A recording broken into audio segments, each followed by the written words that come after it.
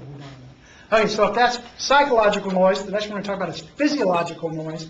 And what does that have to do with? Psychological has to do with your mind, so what does physiological have to do with? Cold or the flu or Your something. body. Your allergies were really bothering you that You don't day. feel well. Right, you just didn't feel well.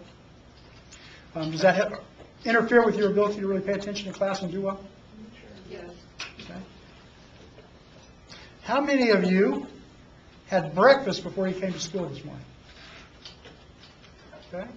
How many of you did not have breakfast before you came to school? Okay. Those of you who said you did not have breakfast this morning, how many of you have kids?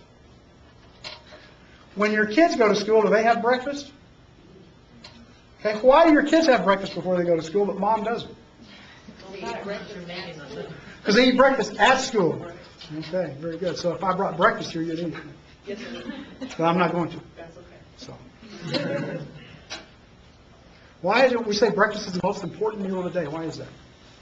You can concentrate in class. So you can concentrate in class, right? Is that what you're going to say?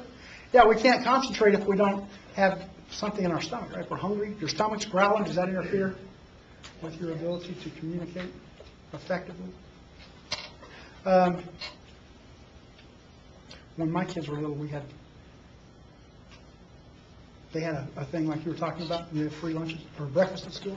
And it was for all the kids. It wasn't like, some of the, I know we lived in Texas when they were little, and the state of Texas had a free lunch program for kids who came from families that couldn't afford to buy lunch, or they had graduated parties where you'd only pay a few cents or $1 or whatever for their lunch, or free lunch depending on what that was. But the free breakfast thing was for everybody. You didn't even have to qualify for that. Everybody got it.